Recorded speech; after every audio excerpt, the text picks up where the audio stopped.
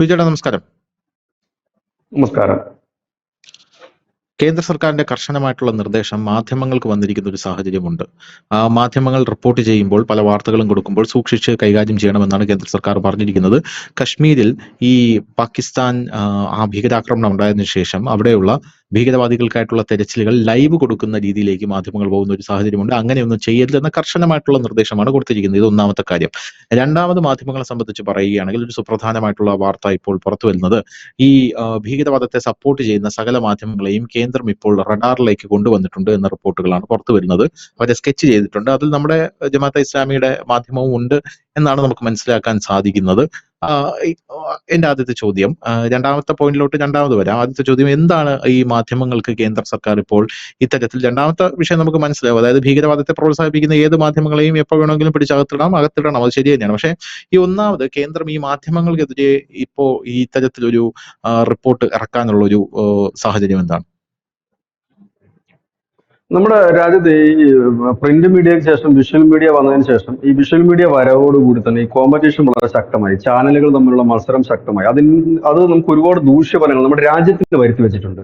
അതിലൊന്നായിരുന്നു ഈ മുംബൈ ഭീകരാക്രമണം. ഈ ഭീകരാക്രമണം മനുഷ്യൻ ഓർമ്മയുണ്ടാകും. അന്ന് എല്ലാ ചാനലുകളും ലൈവായിട്ടാണ് നമ്മുടെ സൈനികരുടെ മൂവ്മെന്റും അവിടെ നടക്കുന്ന സംഭവങ്ങൾ ലൈവായിട്ടാണ് കാണിച്ചത്. അതിനകത്ത് ഒരു മാധ്യമപ്രവർത്തകൻ, ഒന്നോ രണ്ടോ മാധ്യമപ്രവർത്തകർക്ക് പരിക്കും ഏറ്റിരുന്നു ആ സംഭവത്തിൽ. ലൈവായിട്ട് കാണുകയാണ്. അതായത് പിന്നീട് ഇതിന്റെ പ്രതികളെ മറ്റും പിടിച്ചപ്പോഴും ഇതിന്റെ അന്വേഷണം എത്തിയപ്പോഴും ഈ ലൈവായിട്ട് കാണിക്കുന്നത് കണ്ടുകൊണ്ട് ആയിരുന്നു ഈ താജ് ഹോട്ടലിലെ ചില കാര്യങ്ങൾ ഈ ഭീകരർ ഓപ്പറേറ്റ് ചെയ്തു എന്നുള്ളൊരു ഞെട്ടിക്കുന്ന വിവരമാണ് പുറത്തു വന്നത്. കാരണം ഇത് ലൈവായിട്ട് കാണുന്നു. ഈ ലൈവായിട്ട് കാണുന്ന സംഭവങ്ങൾ ഭീകരർ അല്ലെങ്കിൽ അവരുടെ കണക്ഷൻസ് മറ്റ് ഒരിടത്തിരുന്നുണ്ട് ഇത് കണ്ടിട്ട് അവർ അവിടെ നിന്ന് ഓപ്പറേറ്റ് ചെയ്യുകയായിരുന്നു എന്നുള്ളതാണ് ഒക്കെയാണ് ആ അന്വേഷണത്തിൽ വന്നത്. ഇത് നമ്മൾ കാർഗിൽ യുദ്ധസമയത്തും ഇതിന് സമാനമായ രീതിയിലുള്ള കാഴ്ചയുണ്ട്. ലോകത്ത് ഒരിടത്തും ഇല്ലാത്ത ഒരു കാര്യമാണ് ഇവിടെ നടക്കുന്നത്. കാരണം ഒരു രാജ്യത്തും അവരുടെ സൈനിക ഓപ്പറേഷൻസും നീക്കങ്ങളും ഒക്കെ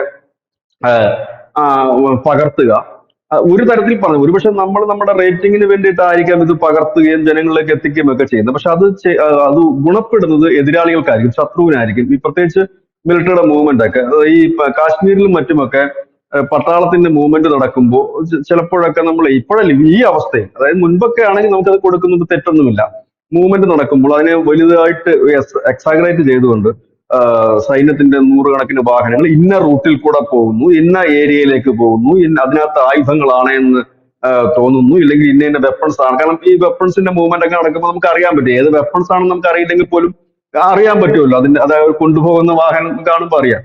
അപ്പൊ അങ്ങനെ നടക്കുന്നു, ഇത് ഇന്ന ഏരിയയിലേക്കാണ് കൊണ്ടുപോകുന്നത് എന്നൊക്കെയുള്ള വിശദമായിട്ടുള്ള ഒരു റിപ്പോർട്ടിംഗ് നൽകാറുണ്ട് പലപ്പോഴും മാധ്യമങ്ങൾ. കൂടുതൽ വിഷ്വൽ മീഡിയകളാണ് അത് ചെയ്യുന്നത്. ഒപ്പം തന്നെ ഈ രാജ്യത്തിനെ ഇകഴ്ത്തിക്കൊണ്ട് രാജ്യത്തിനകത്ത് പ്രശ്നങ്ങൾ സൃഷ്ടിക്കാൻ വേണ്ടിയിട്ട് ഒരു വിഭാഗം മീഡിയകൾ ശ്രമിക്കാറുണ്ട്. ഉദാഹരണം പറഞ്ഞാൽ, ഒരു രാജ്യം ഒരൊറ്റ ലക്ഷ്യത്തിന് വേണ്ടി നിൽക്കുകയും ഒറ്റക്കെട്ടായിട്ട് നിൽക്കുകയും ഈ അക്രമകാരികൾക്ക് ഇല്ലെങ്കിൽ ഈ കുറ്റം ചെയ്തവർക്ക് ശക്തമായ ശിക്ഷ കൊടുക്കുകയും എന്ന് പറയുമ്പോൾ അതിൽ നിന്ന് ശ്രദ്ധ തിരിച്ചുവിടാൻ വേണ്ടിയിട്ട് നിരന്തരമായിട്ട് ഭരണാധികാരികൾക്കെതിരെ, അതായത് രാജ്യത്തിന്റെ വീഴ്ച അതിന് പറയൂ എന്നിട്ട് തിരിച്ചടിക്കും, എന്തായാലും അവരെ കൊല്ലണം, ആരെ കൊല്ലണം, ഈ കൊന്നവരെ, ഈ 5 പേരെ കൊന്ന പ്രശ്നം അതോടുകൂടി തീരും എന്ന രീതിയിൽ ഡൈവേർട്ട് ചെയ്യാൻ വേണ്ടിയിട്ട് വലിയ ശ്രമം നടക്കുന്നുണ്ട്. ഒപ്പം തന്നെ ഇതിനെ വെള്ളപൂശാനുള്ള ശ്രമം നടക്കുന്നുണ്ട്. അതിന്റെ ഒരു വലിയ കണ്ണിയായിട്ട് കേരളത്തിലെ ചില മാധ്യമങ്ങൾ പ്രവർത്തിക്കുന്നുമുണ്ട്. ഈ രണ്ട് കാര്യങ്ങൾക്കാണ് ഇപ്പോൾ കേന്ദ്ര സർക്കാർ ഇതിൽ തടയിട്ടിരിക്കുന്നത്. ഈ മുംബൈ ഭീകരാക്രമണത്തിന് ശേഷമാണ് കേന്ദ്ര സർക്കാർ ഇങ്ങനെ ഒരു നിയമം തന്നെ കൊണ്ടുവന്നത്. അന്ന് കോൺഗ്രസ് സർക്കാർ ഭരിക്കുന്ന കാലമാണ്. അന്ന് അവർ തന്നെയാണ് ഈ നിയമം കൊണ്ടുവന്നത്. കാരണം ഈ സൈനിക ഓപ്പറേഷനും മറ്റുമൊക്കെ ഒരു വലിയ തലവേദനയായി മാറുന്നുണ്ട്. കാരണം സൈന്യത്തെ സംബന്ധിച്ച് അവരിലേക്ക് പോകുന്ന കൂട്ടത്തിൽ ഇതിന്റെ ഇടയ്ക്ക് ക്യാമറ നോക്കി പിടിച്ചിട്ട് എന്ന് കഴിഞ്ഞാൽ അവർക്ക് ഇവരെ ഹെൽപ്പ് ചെയ്യാനൊന്നും കഴിയില്ല. എന്നിട്ട് തന്നെ അന്ന് ഈ മുംബൈ സ്ഫോടനത്തിന് ഷൂട്ട് നടക്കുന്ന സമയത്ത് തന്നെ പട്ടാളക്കാർക്ക് ഇവരെ കൂടി ഹെൽപ്പ് ചെയ്യേണ്ടി വന്നു, രക്ഷിക്കേണ്ടി വന്നു. കാരണം ഈ പോകുന്ന മാധ്യമപ്രവർത്തകർ എന്ന് പറഞ്ഞാൽ അവർക്ക് ഇത് ചുക്കും ചുണ്ണാമ്പും അറിയത്തില്ല. ഇതെന്താണ് അവിടെ നടക്കുന്നത്, എങ്ങനെയാണ് നടക്കുന്നത്, വെടിയുണ്ടാ ചാകുമെന്ന് പോലും അറിയാത്ത ടീമുകളാണ് പോകുന്നത്. അങ്ങനത്തെ ഉള്ളത്. പിന്നെ ഈ എന്താ പറയുന്നത്, ഈ എതിരാളിക്ക് വടി കൊടുക്കുന്ന രീതിയിലേക്കുള്ള റിപ്പോർട്ടിങ്, മറ്റൊന്നെന്ന് പറഞ്ഞാല് മിസ്ലീഡ് ചെയ്യുക, അങ്ങനെയൊക്കെ ഉള്ള ഒരുപാട് കാര്യങ്ങൾ, അതായത് ജനങ്ങളെ പാനിക്കാക്കി മാറ്റുക. നമുക്കറിയാം നമ്മുടെ ഈ വിഷ്വൽ മീഡിയ ഇപ്പോൾ വളരെയധികം കൂടിയുണ്ട്. നമ്മൾ കണ്ടതാണ് ഈ കർണാടകത്തിൽ ഒരു ലോറിയും അതിന്റെ ഡ്രൈവറും കൂടി വെള്ളത്തിൽ ഒലിച്ചു പോയപ്പോൾ അത് ചെയ്തത് നമ്മുടെ ഈ മലയാളം മീഡിയകളായിരുന്നു ഏറ്റവും കൂടുതൽ അതിനെ ലൈവ് ചെയ്ത് ആ അന്വേഷണ ഉദ്യോഗസ്ഥന്മാരെ വഴിതെറ്റിച്ചു. അതായത് ഒരു പ്രവർത്തനം അവിടെ തന്നെ നിന്ന് ഈ മൺകൂനയ്ക്ക് അടിയിലാണ് ഈ ലോറിയും കാര്യങ്ങളും കിടക്കുന്നതെന്ന് പറഞ്ഞ് പ്രഷർ ചെലുത്തുകയാണ്. അതായത് ഈ രക്ഷാപ്രവർത്തകരെ ഇല്ല അന്വേഷണ ഉദ്യോഗസ്ഥന്മാരെ പ്രഷർ ചെലുത്തുക. പക്ഷെ മിലിറ്ററി ആ പ്രഷർ ഒന്നും ഇല്ല, അവരടുപ്പിക്കത്തില്ല. ഇതിപ്പോ ഒരു വാറിലേക്കാണ് പോകുന്നെങ്കിൽ, ഒരു തിരിച്ചടിയിലേക്കാണ് പോകുന്നെങ്കിൽ ഈ കാശ്മീരിന്റെ ബോർഡർ അവർ ക്ലോസ് ചെയ്യും, മീഡിയ കയറ്റി വിടത്തില്ല. പിന്നെ അതിന്റെ ഇപ്പുറത്ത് നിന്നിട്ടുള്ള കാര്യമുള്ളൂ. പിന്നെ നമ്മളെല്ലാവരും ചെയ്യുന്ന ഒരു കാര്യങ്ങൾ തന്നെയാണ് മാധ്യമങ്ങൾക്കുള്ളത്. സോഴ്സുകൾ ഉണ്ടാകും, എല്ലാവർക്കും സോഴ്സ് ഉണ്ട്, ഇല്ല എന്ന് നമ്മൾ പറയുന്നില്ല. ആ സോഴ്സുകൾ യൂട്ടിലൈസ് ചെയ്തുകൊണ്ട് കൊടുക്കും. രാജ്യവിരുദ്ധല്ലെങ്കിൽ നമ്മുടെ അത് കുറിപ്പ് പറയുന്നത്, അതായത് നമ്മുടെ വെപ്പൺസിനെ കുറിച്ച്, ഇല്ലെങ്കിൽ നമ്മുടെ പടയൊരുക്കങ്ങളെ കുറിച്ച്, അല്ലെങ്കിൽ നമ്മുടെ മിലിറ്ററി മൂവ്മെന്റുകളെ കുറിച്ച്. കാരണം മൂവ്മെന്റ് ഒക്കെ എന്ന് പറഞ്ഞു കഴിഞ്ഞാൽ ഇപ്പം നമുക്ക് റോഡിൽ നിൽക്കുന്നവർക്ക് അറിയാൻ പറ്റും. സ്വാഭാവികമായിട്ട് ഇപ്പൊ തിരുവനന്തപുരത്ത് നിൽക്കുന്നവർക്ക് ഇപ്പൊ അങ്ങോട്ട് സൈനിക ക്യാമ്പിൽ നിന്ന് 10 വണ്ടി വടക്കോട്ട് പോയി കഴിഞ്ഞാൽ അത് ആലപ്പുഴയ്ക്ക് എറണാകുളത്തിൽ പോയതെന്ന് പറയാൻ പറ്റും. സ്വാഭാവികം മാത്രം. അങ്ങനെ അനുവദിക്കില്ല. കാരണം ഇത് അടിയന്തര സാഹചര്യത്തിൽ മാത്രമാണ് കേന്ദ്ര സർക്കാർ ഇങ്ങനെയുള്ള സർക്കുലർ പുറപ്പെടുവിക്കുന്നത്. അല്ലാതെ നോർമൽ സമയത്തൊന്നും അവരത് പറയാറില്ല. നോർമൽ സമയം ഇതും തമ്മിൽ വ്യത്യാസമുണ്ടല്ലോ. നോർമൽ സമയത്ത് ചരിത്രമാണ്.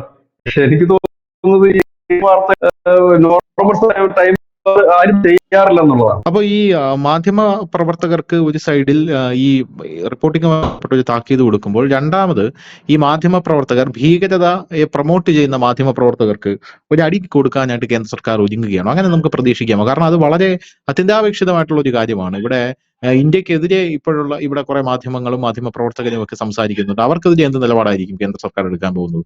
അല്ല, നടപടി എടുത്തുകൊണ്ടിരിക്കുകയാണല്ലോ. നടപടി തുടങ്ങിക്കഴിഞ്ഞു. നടപടി എടുക്കുമെന്നുള്ളതല്ല, ആസാം അടക്കമുള്ളത് സ്ട്രിക്റ്റ് ആക്കി കഴിഞ്ഞു. ബാക്കിയുള്ള സംസ്ഥാനങ്ങൾ നടപടി എടുക്കുന്നു. ഈവൻ ബംഗാളിൽ പോലും, വെസ്റ്റ് ബംഗാളിൽ പോലും സോഷ്യൽ മീഡിയയിൽ പോസ്റ്റ് ഇട്ട ഒരു വ്യക്തി, അദ്ദേഹത്തെ കഴിഞ്ഞ ദിവസമാണ് അറസ്റ്റ് ചെയ്തത്. അവിടെ അത് ചെയ്യുന്നുണ്ട് ഇപ്പം.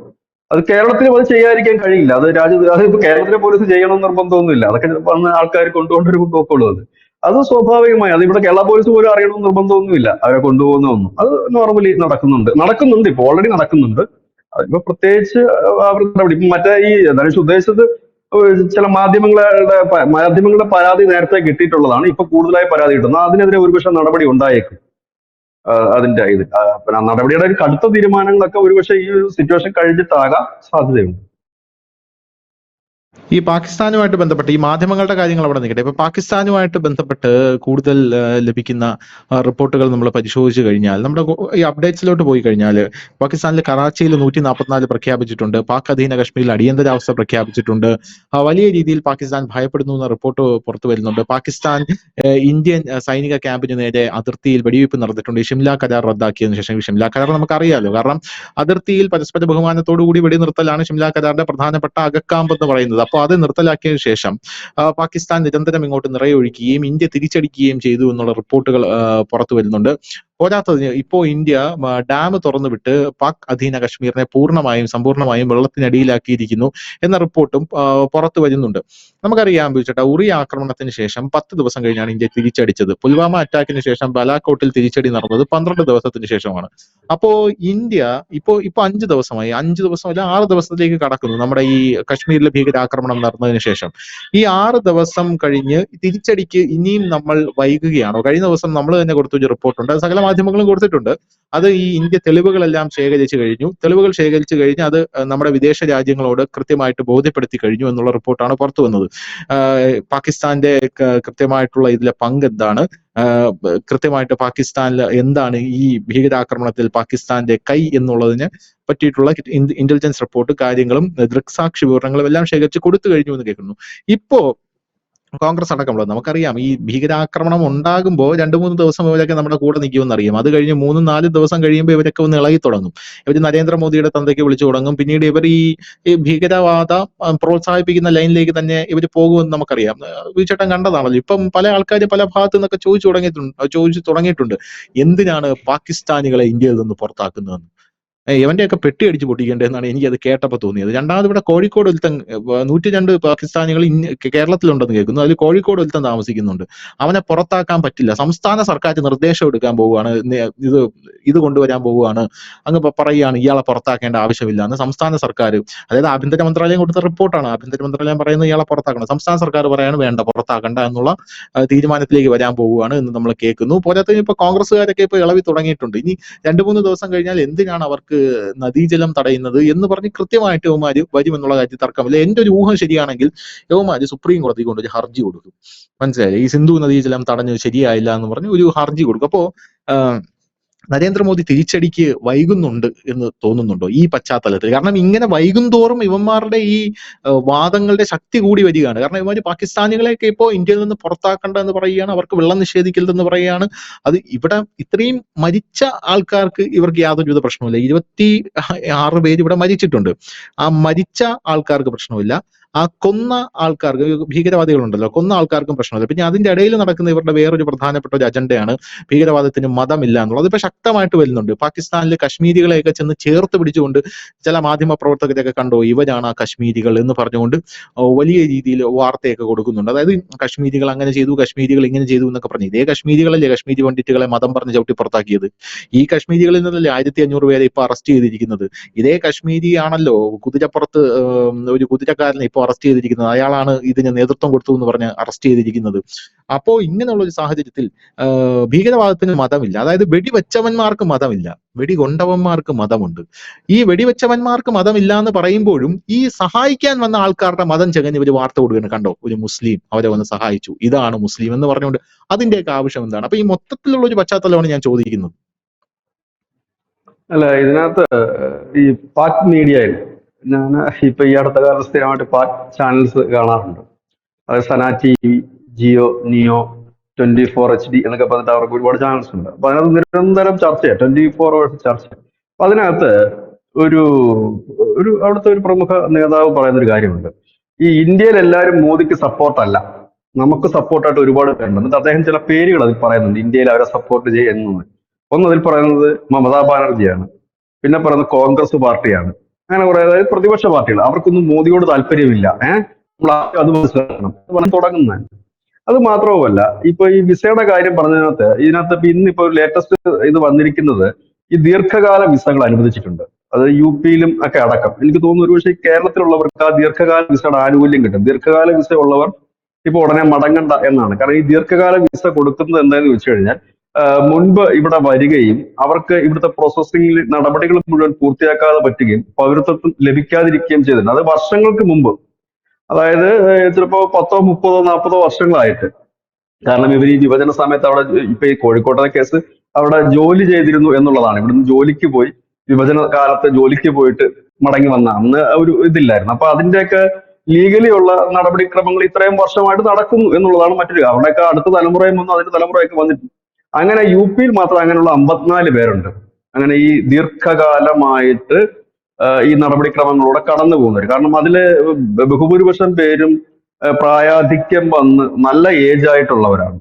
കാരണം അവര് വന്ന കാലം മുതൽ കേസ് ഇങ്ങനെ നടക്കുന്നു, കേസിൽ അതിന്റെ നടപടിക്രമങ്ങൾ നടക്കുന്നുണ്ട്. ഇടയ്ക്കിടയ്ക്ക് ഇവര് ഹാജരാകേണ്ടി വരും, ഇടയ്ക്കിടയ്ക്ക് ഇവരെ കോടതി വിളിപ്പിക്കുന്നുണ്ട്. അങ്ങനെ അങ്ങനെ ഒരുപാട് കാര്യങ്ങളിലേക്ക് പോകുന്നുണ്ട്. അപ്പൊ അവർക്ക് ഒരുപക്ഷെ ഇളവ് നൽകിയേക്കും എന്നാണ് ഇപ്പോൾ നമുക്ക് ലഭ്യമായ ഒരു വാർത്ത. അങ്ങനെയാണ്. അങ്ങനെയാണെങ്കിൽ കേരളത്തിലുള്ള ഒരുപക്ഷെ കുറച്ചു പേർക്ക് അതിന്റെ ഒരു എന്ന് കരുതി അവര് ഇന്ത്യൻ സിറ്റിസണിലേക്ക് ആയിട്ടുമില്ല എന്നുള്ളതാണ് അതിനകത്ത് വലിയ കാര്യം. അപ്പൊ അഞ്ചൽ അത് അവരുടെ ആ ഒരു പ്രായപരിധിയും, പിന്നെ ഇത്രയും നാളായിട്ട് ഇവിടെ നടക്കുന്നത്, വർഷങ്ങളായല്ലോ, വർഷങ്ങളായിട്ട് ഇവിടെ നടക്കുന്ന ഒരു പ്രോസസ്സിങ്ങിന്റെ ഭാഗത്തിൽ കിടക്കുന്നവരായതുകൊണ്ടാണ്. വന്നവര്, മെഡിക്കൽ വിസയിൽ വന്നവര്, ഒപ്പം തന്നെ ഈ പറയുന്ന ബിസിനസ് ആവശ്യങ്ങൾക്ക് വന്നവര്, വിസയിൽ വന്നവരാണ് ഇപ്പോൾ കട്ട് ചെയ്തിട്ട് അതൊക്കെ ആയിട്ട് ഇവിടെ വന്നവരാണ്. മറ്റേത് അങ്ങനെയല്ല, പണ്ട് വന്നിട്ട് ദീർഘകാലമായി ഇവിടെ കഴിയുക. അതിൽ ഹിന്ദുക്കളുമുണ്ട്, പാകിസ്ഥാനികൾ മാത്രമല്ല, ഹിന്ദുക്കളുമുണ്ട് അതിനകത്ത്. അവർക്കും ഈ പൗരത്വത്തിന്റെ ആ ഒരു നടപടിക്രമങ്ങൾ, കാരണം ഇപ്പോഴാണല്ലോ ഈ പൗരത്വ ഭേദഗതി നിയമത്തിന്റെ ഒരു ചട്ടക്കൂടും കാര്യങ്ങളൊക്കെ റെഡിയായിട്ട് വന്നിരിക്കുന്നത്. പൗരത്വ ഭേദഗതി നിയമം വന്നിട്ട് മുസ്ലിങ്ങൾക്ക് പൗരത്വം നൽകിയിട്ടുണ്ടല്ലോ. ആദ്യം കൊടുത്തത് എനിക്ക് തോന്നുന്നു ഗുജറാത്തിലെ ഒരു മുസ്ലിമിനാണെന്നാണ് എനിക്ക് തോന്നുന്നത്, പൗരത്വ ഭേദഗതി നിയമം അനുസരിച്ച്. കാരണം അത് പതിറ്റാണ്ടുകളായി ഇന്ത്യ താമസിക്കുക, ആ വിഭജന കാലത്തിന് ശേഷം വരികയും പിന്നീട് അതിന്റെ നൂലാമാലകളിൽ കുരുങ്ങി കുരുങ്ങി കുരുങ്ങി കുരുങ്ങി ഇങ്ങനെ കിടക്കുന്ന ഒരു അവസ്ഥ. അതൊന്ന്. രണ്ടാമത്തേത് എന്ന് വെച്ച് കഴിഞ്ഞാൽ, ഇപ്പോ എനിക്ക് തോന്നുന്നത് ഇന്ത്യ എപ്പോഴും ആക്രമിക്കും, എങ്ങനെ ആക്രമിക്കുന്നു കൃത്യമായിട്ട് അറിയണമെന്നുണ്ടെങ്കിൽ നമ്മൾ പാകിസ്ഥാന്റെ മാധ്യമങ്ങൾ കാണുന്നതായിരിക്കും കുറച്ചുകൂടെ ബെറ്റർ. അവരാണ് ഇപ്പോൾ നമ്മളെക്കാൾ വലിയ രീതിയിൽ ചർച്ച നടത്തുകയും തലമുണ്ടാക്കുകയും ചെയ്തുകൊണ്ടിരിക്കുന്നത്. കാരണം അവര് വളരെയധികം, കാരണം ഞാൻ ആ ചർച്ചകളൊക്കെ കാണുമ്പോൾ അതിനകത്ത് അവർ പതിവായി ഉപയോഗിക്കുന്ന ഒരു സ്ഥലത്തിന്റെ പേരാണ് കറാച്ചി. അതിനകത്ത് ഒരാള് പറഞ്ഞത്, കറാച്ചി ഇന്ത്യ പിടിച്ചാൽ അവർ അരമണിക്കൂർ കഴിയുന്നതിന് മുമ്പ് അത് നമുക്ക് തിരിച്ചു തന്നിട്ട് പോകും. അതിന് കാരണം അത്ര ദാരിദ്ര്യവും പട്ടിണിയും പവർക്കെട്ടും ഒക്കെയാണ് കറാച്ചിയിൽ. കാരണം കറാച്ചി കിട്ടിയിട്ട് ഇന്ത്യക്ക് ഒന്നും ചെയ്യാനില്ല, കാരണം അത്രത്തോളം ദരിദ്രമാണ് എന്നാണ് ആ വ്യക്തി പറഞ്ഞത്. ഏതായാലും ആ ചർച്ചയിൽ അവർ കൂടുതൽ, കാരണം ഇന്ത്യ മുമ്പും ആം, നോട്ടമിട്ടിരുന്ന ഒരു ഏരിയ എന്ന് പറയുന്നത് കറാച്ചി തന്നെയാണ്. ആ കറാച്ചി അവരുടെ കയ്യിൽ നിന്ന് പോകും, ഇല്ലെങ്കിൽ കറാച്ചി പൂർണ്ണമായി തന്നെ തകരുമെന്നൊരു വലിയ ഭയം അവർക്കുണ്ട്. അതാണ് അവരുടെ ചാനൽ ചർച്ചകളിൽ പറയുന്ന ഒരു കാര്യം, കറാച്ചി എന്നുള്ളതാണ് അവർ പറയുന്നത്. കാരണം അവര് ഇപ്പൊ ഭയക്കുന്ന ഒരു കാര്യമുണ്ട്. ആ ചർച്ചകൾ ഉടനീളം നമ്മൾ കാണുമ്പോൾ അവരുടെ പട്ടാള മേധാവികള്, മുൻ പട്ടാള ഉദ്യോഗസ്ഥരൊക്കെയാണ് അതിൽ പങ്കെടുക്കുന്നത്. അപ്പൊ അവർ പറയുന്ന ഒരു പൊതുവായിട്ടുള്ളൊരു കാര്യം എന്ന് പറഞ്ഞാൽ, പഴയതുപോലെ ആയിരിക്കില്ല, അവരുടെ ലക്ഷ്യങ്ങൾ പലതാണ് ഇന്ത്യയുടെ എന്നാണ് അവർ പറയുന്നത്. അതായത് നമ്മുടെ ഇവിടുത്തെ നമ്മുടെ ആളുകൾ പറയുന്നത് പോലെ തന്നെ ഒരു ചെറിയ സർജിക്കൽ സ്ട്രൈക്കിൽ ആയിരിക്കില്ല ഇത് തീരുന്നത്. പകരം ഒരു നല്ല രീതിയിലുള്ള ഒരു തിരിച്ചടി. അത് ഇന്ന് പ്രധാനമന്ത്രി നരേന്ദ്രമോദിയുടെ മൻ കി ബാത്തിലും അത് കൃത്യമായി തന്നെ അദ്ദേഹം പറയുന്നുണ്ട്. ഒരിക്കലും അവർ മറക്കാത്ത രീതിയിൽ, ഒരിക്കലും അവർ ഇങ്ങനെയുള്ള കാര്യങ്ങൾ ചെയ്യാത്ത രീതിയിലുള്ള ഒരു തിരിച്ചടി ആയിരിക്കും. അപ്പൊ അതിന് വേണ്ടി വരുന്ന ഒരു ടൈമിംഗ് ഉണ്ട്. ഇപ്പം ഇതിപ്പോ ഈ ക്രിക്കറ്റ് കളിയോ മറ്റോ ആണെങ്കിൽ നമുക്ക് ടൈം ഫിക്സ് ചെയ്ത് പോകാമെന്ന് പറയും. ഇത് അങ്ങനത്തെ ഒരു രീതിയല്ല. യുദ്ധത്തിന്റെ ഒരു തന്ത്രവും രീതികളും ഒക്കെ മാറ്റും. ഈ യുദ്ധത്തിനെ വിശകലനം ചെയ്യുന്നവരൊക്കെ ഉണ്ട്, ഒരുപാട് ഈ സൈനികരും മറ്റുമുണ്ട്. അപ്പൊ അവര് പറയുന്നത്, നമുക്ക് POK പിടിക്കണമെങ്കിൽ പോലും യുദ്ധം POK-യിലായിരിക്കില്ല തുടങ്ങുന്നത് എന്നാണ് അവർ പറയുന്നത്. അതായത് മുൻ സൈനികരും ഒക്കെ അവരുടേതായിട്ടുള്ള ലേഖനങ്ങളും മറ്റുമാണ് അത് പറയുന്നത്. ഏതായാലും നമുക്ക് അങ്ങനെയുള്ള വിവരങ്ങൾ നമുക്കെന്നല്ല ഒരു മാധ്യമങ്ങൾക്കും ആ വിവരങ്ങൾ ഒന്നും തന്നെ കിട്ടത്തില്ല. മാധ്യമങ്ങൾക്ക് പോയിട്ട് ഈ ഒഫീഷ്യൽസ്, അതായത് കേന്ദ്ര സർക്കാരിന്റെ മിനിസ്റ്റർമാർക്ക് പോലും ആ വിവരങ്ങളൊന്നും തന്നെ ലഭ്യമായില്ല, നമ്മൾ കണ്ടതാണ്. സർജിക്കൽ സ്ട്രൈക്ക് വന്നു കഴിഞ്ഞപ്പോഴത്തേനും അതും കഴിഞ്ഞിട്ട് ആണ് ഈ വാർത്ത ലീക്ക് ചെയ്യുന്നത്. എനിക്ക് തോന്നുന്നത് ആ വാർത്ത നമ്മളടക്കമുള്ള മാധ്യമങ്ങൾ അത് ബ്രേക്ക് ചെയ്യുന്നത്, എല്ലാവരും ഏകദേശം ഒരുപോലെ തന്നെയായിരുന്നു അത് ബ്രേക്ക് ചെയ്തത്. ആ വാർത്ത ബ്രേക്ക് ചെയ്യുന്നത് രാവിലെ പുലർച്ചെയാണെന്നാണ് എനിക്ക് തോന്നുന്നത് ആ വാർത്ത പോകുന്നത്. അതിന് പോയതിനു ശേഷം പിന്നെയും ഏതാണ്ട് ഒരു മണിക്കൂർ 1.5 മണിക്കൂർ കഴിഞ്ഞതിന് ശേഷം ഒരു ചിത്രം വന്നു. ആ ചിത്രം കുറച്ചുകൂടെ നേരത്തെ വരാനുള്ള സാധ്യതയുണ്ട്. കാരണം എന്താണെന്ന് വെച്ചാല് ഈ AI ടൂൾ ഇറങ്ങിയിട്ടുണ്ട്. ഈ AI ടൂൾ ഉള്ളത് ഈ ചിത്രങ്ങളെ വീഡിയോസ് ആക്കി മാറ്റാൻ എളുപ്പമാണ്. അപ്പം ഇപ്പോഴേ തന്നെ അതിന്റെ പണിയൊക്കെ തുടങ്ങി കാണുമായിരിക്കും. അപ്പം ഈ ഒരുപക്ഷെ ഈ ചാനലിന്റെ മത്സരം മുറുകുന്നതുകൊണ്ട് ഈ AI ടൂളിനെ നമുക്ക് വീഡിയോ ആയിട്ട് കൺവേർട്ട് ചെയ്യാൻ പറ്റുന്നുണ്ട്. ചിലപ്പോൾ അങ്ങനത്തെ ഫേക്ക് ചിത്രങ്ങൾ ധാരാളം വരാൻ സാധ്യതയുമുണ്ട്. അതിനുശേഷം എനിക്ക് തോന്നുന്നു ഒരാഴ്ചക്ക് ശേഷമോ മറ്റാണ് നമ്മുടെ സൈന്യം തന്നെ അതിന്റെ വീഡിയോ ദൃശ്യങ്ങൾ, ഒരാഴ്ചയോ 4 ദിവസമോ കഴിഞ്ഞിട്ടാണ് സൈന്യം ആ വീഡിയോ ദൃശ്യങ്ങൾ പുറത്തുവിടുന്നത്. അപ്പോഴാണ് ഇതിനകത്ത് ഒരു യഥാർത്ഥ വിഷ്വല് നമ്മൾ കാണുന്നത്. എനിക്കൊന്ന് ഒരാഴ്ച കഴിഞ്ഞു എന്നാണ് എനിക്ക് തോന്നുന്നത്. കാരണം അവര് ഈ ചിത്രങ്ങൾ പകർത്തുമല്ലോ, സ്വാഭാവികമായി തന്നെ അവർ ചിത്രങ്ങൾ പകർത്തും, അത് വിട്ടു തന്ന്. അപ്പം അതിനകത്ത് ആർക്കും ഒരു ധാരണ ഉണ്ടായില്ല. അങ്ങനെ ഉണ്ടാകുമെങ്കിൽ നമ്മുടെ ചാനലൊക്കെ 24 hours തുറന്നു വെച്ച് കാത്തിരിക്കത്തില്ല, ഇപ്പൊ ഇന്ന് അടി നടക്കും എന്നുള്ളത്. പിന്നെ ഉള്ള സംഭവം എന്താന്ന് ചോദിച്ചു കഴിഞ്ഞാൽ, ഈ പിന്നെ രാഷ്ട്രീയ നേതാക്കളുടെ സംസാരത്തിൽ നിന്നും അവരുടെ ശരീരഭാഷയിൽ നിന്നും പിന്നെ കിട്ടുന്ന ചില സോഴ്സുകളിൽ നിന്നും നമ്മൾ തന്നെ ഒരു സമയം കാൽക്കുലേറ്റ് ചെയ്ത് എടുക്കുന്നതാണ്. ഈ സമയത്തോ അടിക്കണമെന്നൊന്നുമില്ല. പിന്നെ എല്ലാ ദിവസവും ഇന്നടിക്കും എന്ന് പറഞ്ഞുകൊണ്ടിരുന്ന ഏതെങ്കിലും ഒരു ദിവസം അടിക്കുമല്ലോ. അപ്പം നമ്മൾ അങ്ങ് ബ്രേക്ക് ചെയ്യുന്നു, അങ്ങനെ വരും അത്. ഏതായാലും അങ്ങനത്തെ ഒരു കാര്യം. പക്ഷെ ഏതായാലും പാകിസ്ഥാനിലെ ഈ ജനങ്ങളുടെ റിയാക്ഷൻസ് അവിടുത്തെ ചാനലുകൾ എടുക്കുമ്പോൾ എനിക്ക് തോന്നിയിട്ടുള്ളത്, പാകിസ്ഥാനിലെ ജനങ്ങൾക്ക് ഭയമുണ്ട് ശരിക്കും. പക്ഷെ അവർ പറയുന്നത് ഞങ്ങളെ ദൈവം രക്ഷിക്കും എന്നാണ് അവർ പറയുന്നത്. അതല്ലാതെ അവിടുത്തെ ഭരണകൂടം രക്ഷിക്കുമെന്ന് ഒരു പാകിസ്ഥാനി പൗരനും പറയുന്ന കാഴ്ച നമ്മൾ കാണുന്നില്ല. ഇനി മൂന്നാമത് നമ്മൾ വരുമ്പോൾ ഈ ജലം നദിയിൽ വെള്ളം ഉയരുന്നു. അപ്പൊ അതിനകത്ത് പലരും ചോദിക്കുന്നത്, ഈ നദിയിലെ വെള്ളം തുറന്നു വിട്ട് കഴിഞ്ഞാൽ അത് ടൈം എടുക്കില്ലേ ഈ നഗരങ്ങളും സ്ഥലങ്ങളും ഒക്കെ വെള്ളത്തിനടിയിലാകാനെന്ന്. ഞാൻ അവരോട് പറയാനുള്ളത്, നമ്മൾ കേരളത്തിലല്ലേ ഇരിക്കുന്നത്. 2018 പാതിരാത്രിക്ക് ഡാം തുറന്നു വിട്ടിട്ട് എന്താ സംഭവിച്ചതെന്ന് നമുക്കറിയാമല്ലോ. അതും മുന്നറിയിപ്പ് തന്നിട്ട് 1 മണിക്ക് നമ്മുടെ മഹാനായ മണിയാശാൻ ഫേസ്ബുക്കിൽ പോസ്റ്റ് ഇട്ടതിന് ശേഷമാണ് തുറന്നു വിട്ടത്. രാത്രി 1 മണിക്കാണെന്ന് ഓർക്കണം. അത് മുന്നറിയിപ്പ് തുറന്നു വിട്ടിട്ട് നമ്മൾ ആ പാനിക് സിറ്റുവേഷനിൽ നിന്ന് കേരളം മുക്തി നേടാനായിട്ട് 1.5-2 ആഴ്ചക്കാലം എടുത്തു. 1.5-2 ആഴ്ചക്കാലം എടുത്തു. അതിനുശേഷം നമ്മൾ നോർമൽ ലൈഫിലേക്ക് എത്താൻ, ഈ ദുരിതബാധിത നോർമൽ ലൈഫ്, ഇവിടെ ആലോചിക്കേണ്ട ഒരു വിഷയമുണ്ട്. പാക് അധിനിവേശ കാശ്മീരും കേരളവും തമ്മിൽ വലിയ വ്യത്യാസമുണ്ട്. നമ്മൾ വളരെ അഡ്വാൻസ്ഡ് ആണ്. നമ്മുടെ എന്താ പറയുക, റോഡുകളും കാര്യങ്ങളും ഒന്നും പാക് അധിനിവേശ കാശ്മീരെ കിടക്കും മലയും വഴിയില്ലാത്ത സ്ഥലങ്ങളുമല്ല. ആവശ്യത്തിന് വാഹനമുണ്ട്, ആവശ്യത്തിന് പോലീസുണ്ട്, അല്ലെങ്കിൽ മെഡിക്കൽ സാമഗ്രികളുണ്ട്, സന്നദ്ധ പ്രവർത്തകരുണ്ട്, എല്ലാം ഉണ്ടായിട്ട് പോലും നമ്മൾ അതിനെ അതിജീവിക്കാൻ എടുത്ത ടൈം ഒന്ന് ആലോചിച്ച് നോക്ക്. അത് വെച്ച് നോക്കുമ്പോൾ ഒരു മുന്നറിയിപ്പും ഇല്ലാതെ ഇന്നലെ ഉറി അണക്കെട്ട് തുറന്നു വിടുകയും അത് ജലം നദി വെള്ളം പൊങ്ങുകയും ചെയ്തു കഴിയുമ്പോൾ അവിടെ താമസിക്കുന്നവരുടെ അവസ്ഥ എന്തായിരിക്കും? നമ്മുടെ കേരളത്തില് 1 മണിക്ക് തുറന്നു വിട്ടിട്ട് രാവിലെ 7 മണിക്ക് മുമ്പ് കട്ടിലടി വെള്ളം വന്ന് എത്രയോ വീടുകൾ ഉണ്ടായിരുന്നു. അപ്പം നമ്മളത് അതുകൂടെ അത് മാത്രം നമ്മൾ താരതമ്യം ചെയ്താൽ മതി. വെള്ളത്തിന് പ്രത്യേകിച്ച് അങ്ങനെ ഇന്ന രാജ്യമെന്നോ സ്ഥലമെന്നോ ഒക്കെ ഒന്നുമില്ല. ഒരേ സ്വഭാവം തന്നെയാണ് പ്രകൃതി എപ്പോഴും എല്ലായിടത്തും കാണിക്കാറുള്ളത്. പിന്നെ എന്തുകൊണ്ട് അത് തുറന്നു വിട്ടു എന്ന് ചോദിക്കുമ്പോൾ അത് ഇന്ത്യ വ്യക്തത ഞാൻ പറയുന്നത് ഈ സിന്ധു നദീജല കരാർ റദ്ദാക്കിയപ്പം മാധ്യമങ്ങളെല്ലാം അതാണ് ഹൈലൈറ്റ് ചെയ്തത്. അതിൽ പറയുന്ന മറ്റു ചില കാര്യങ്ങളുണ്ട്. അത് ഒരാൾ ഹൈലൈറ്റ് അതാണ് ശരിക്കും ബോംബ്. അതാണ് നമ്മൾ ചെയ്തിട്ടില്ല എന്നുള്ളതാണ്. എല്ലാരും പറയുന്നത് ഇപ്പം ഡാം അടയ്ക്കും, ഡാം അടച്ചു കഴിഞ്ഞാൽ പിന്നെ പഞ്ചാബ് പ്രവിശ്യയിൽ വെള്ളം കിട്ടില്ലെന്നാ പറയുന്നത്. അതിനോടൊപ്പം തന്നെ ഇന്ത്യ പറഞ്ഞ മറ്റൊരു കാര്യമുണ്ട്. ഇനി മുതൽ ഈ ഞങ്ങൾ നദീജലം സംബന്ധിച്ച് യാതൊരു വിവരവും കൈമാറില്ല. കാരണം ഈ കാലാവസ്ഥയും നദീജലം സംബന്ധിച്ചുള്ള വിവരങ്ങളൊക്കെ ഡെയിലി അപ്ഡേറ്റ് ചെയ്യാറുണ്ട് രാജ്യങ്ങൾ തമ്മിൽ. അത് നമ്മുടെ കാലാവസ്ഥ വ്യതിയാനവും ഒക്കെ ആയിട്ട്. കാരണം ഭൂകമ്പത്തിന്റെ സാധ്യതകൾ ഉള്ളത്, ഇല്ലെങ്കിൽ കാലാവസ്ഥ വ്യതിയാനം, എന്തിനേറെ പറയുന്നു ഈ കൃഷിക്ക് ഈ രാജ്യങ്ങൾ തമ്മിൽ കൈമാറുന്ന ഈ ഡേറ്റാസ് ഏറ്റവും കൂടുതൽ പ്രയോജനം ചെയ്യുന്നത് കൃഷിക്കാണ്. നാച്ചുറൽ കലാമിറ്റി മാത്രമല്ലല്ലോ, കൃഷിയുണ്ട്. എന്തിനേറെ പറയുന്നത് നമ്മുടെ ഈ അത് ഈ വെള്ളപ്പൊക്കവും പിന്നെ പേമാരിയും ഇല്ലെങ്കിൽ പിന്നെ വെയിലും ഒന്നും മാത്രമല്ല, ഈ വെട്ടുകിളി ശല്യമുണ്ട്. ഈ പ്രത്യേകിച്ച് ഈ നോർത്ത് ഇന്ത്യയിലൊക്കെ വലിയ രീതിയിൽ ഈ ജീവികളുണ്ട്, പിന്നെ വിളകൾ നശിപ്പിക്കുന്നത്. ആ ജീവികൾ വരുന്നതിന്റെ മുന്നറിയിപ്പുകൾ പോലും നമ്മൾ ഇവിടുന്ന് പാകിസ്ഥാൻ അടക്കമുള്ള രാജ്യങ്ങൾക്ക് ഡെയിലി അപ്ഡേറ്റ് ചെയ്യാറുണ്ട്. ഈ സീസണിൽ ഈ ഇത്തരം ജീവികളുടെ ഒരു ആധിക്യം കൂടാൻ സാധ്യതയുണ്ട് എന്നൊക്കെ പറഞ്ഞിട്ടില്ലെങ്കിൽ ഇന്ന വർഷം വരാൻ സാധ്യതയുണ്ട്. കാരണം അതിനനുസരിച്ചിട്ട് ആയിരിക്കും ആ രാജ്യം അതിന് വേണ്ട മരുന്നുകളും മറ്റുമൊക്കെ, ഇല്ലെങ്കിൽ അതിനെ നശിപ്പിക്കാനുള്ള കീടങ്ങളെ നശിപ്പിക്കാനുള്ള മരുന്നുകളും മറ്റുമൊക്കെ തയ്യാറായി. അപ്പൊ ഇന്ത്യ ഈ സിന്ധു നദീജല കരാർ റദ്ദാക്കുന്നതോടൊപ്പം തന്നെ പറഞ്ഞൊരു കാര്യമുണ്ട്. ഇനി മുതൽ നദികളെ സംബന്ധിച്ചോ അതിന്റെ വ്യതിയാനങ്ങളെ സംബന്ധിച്ചോ അല്ലെങ്കിൽ ജലവിതരണത്തെ സംബന്ധിച്ചോ യാതൊരുവിധ കാര്യങ്ങളും നിങ്ങളുമായി ഞങ്ങൾ ഷെയർ ചെയ്യില്ല. അങ്ങനെ ഷെയർ ചെയ്യില്ല എന്നൊരു രാജ്യം പറയുമ്പോൾ അതിനർത്ഥം എന്താ? ഷെയർ ചെയ്യില്ല എന്ന് തന്നെയാണ്. അപ്പൊ മുന്നറിയിപ്പില്ലാതെ ഉറി ഡാം തുറന്നു വിട്ടു എന്ന് പറയുന്നതിനകത്ത് എന്താ അർത്ഥമുള്ളത്? ഞാൻ പറയുകയാണ് ഞാൻ ഒരു വിവരവും തരില്ല എന്ന് പറഞ്ഞാൽ ഞാനൊരു വിവരവും തരില്ലെന്ന് അതിന്റെ അർത്ഥം. എന്നിട്ട് നാളെ നമ്മൾ എന്തെങ്കിലും ചെയ്തു കഴിയുമ്പോഴത്തേനും മുമ്പേ പറഞ്ഞില്ലല്ലോ എന്ന് ചോദിച്ചു കഴിഞ്ഞാൽ മുൻപേ പറയില്ലെന്ന് ആദ്യമേ പറഞ്ഞില്ലേ? അതാ ഞാൻ പറഞ്ഞത്. ആ കരാർ നമ്മൾ ഈ പറഞ്ഞ ഒരു 7 പോയിന്റ്സ് ഉണ്ടായിരുന്നു അന്ന് നമ്മുടെ വിദേശകാര്യ വക്താവ് മിസ്ട്രി അത് അനൗൺസ് ചെയ്യുമ്പോൾ 7 പോയിന്റ് ഉണ്ട്. ആ പോയിന്റിൽ ഈ സിന്ധു നദീജല കരാർ സസ്പെൻഡ് ചെയ്തു എന്നുള്ള ആ ഒരു വാർത്തയെ ഹൈലൈറ്റ് ചെയ്തുകൊണ്ട് പിന്നെ നമ്മൾ ഡാമിന്റെ താഴേക്കുള്ള സ്കെച്ച് വരച്ചു. പിന്നെ അത് പഞ്ചാബിൽ പോയിട്ട് വരൾച്ച ഉണ്ടാകുന്നതിന്റെ ഗ്രാഫ് എടുത്തു. പിന്നെ അതിന്റെ പിക്ചറുകൾ നമ്മൾ ഉണ്ടാക്കി എന്നുള്ളതല്ലാതെ ബാക്കി അതിലെന്താണ് പറഞ്ഞത്, അതിനെന്ത് ഇമ്പാക്ട് ഉണ്ടാവും? ശരിക്കും പറഞ്ഞാൽ അല്ലെ ജലബോംബ് എന്ന് അതിലൊരുപാട് പറയുന്ന ഒരു ഐറ്റം ഇതാണ്. അതെ, ഒരുപാട് കാര്യങ്ങൾ അതിൽ പറയാം. അതിൽ ഒന്നാമത്തെ കാര്യം എന്ന് പറഞ്ഞാൽ ഈ ഇന്ത്യ പാകിസ്ഥാന് നിരന്തരം കൊടുത്തുകൊണ്ടിരുന്നത് ഈ വെതർ അപ്ഡേറ്റ്സ് കൊടുത്തുകൊണ്ടിരുന്നു, ഭൂകമ്പം സംബന്ധിച്ച അപ്ഡേറ്റുകൾ കൊടുത്തുകൊണ്ടിരുന്നു, ഭൂകമ്പം വരുന്നുണ്ടെങ്കിൽ.